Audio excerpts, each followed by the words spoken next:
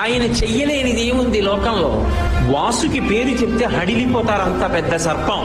అంత పెద్ద సర్పాన్ని తీసి మెడలో హేళగా ఆభరణంగా వేసుకున్నాడు.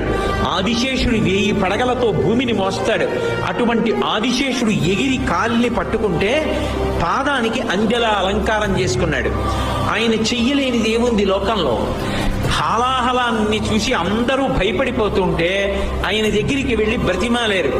అందరూ హాలాహలం తరువుకొచ్చేస్తోంది, కాల్చేస్తోంది అని భయపడి చని కైలాసముజొచ్చి శంకరుడి వాసద్వారముంజేరి ఈశుని దవ్వారిగులు అడ్డుపడ్డ తలమంచుందొచ్చి కుయ్యో బొర్రో విను మాలింపుము చిత్తగింపుము దయన్ వీక్షింపుమన్ చంబుజానన ముఖ్యుల్కని రక్తరక్షణ కళా సంరంభుని శంభుని అంటారు పోతన గారు.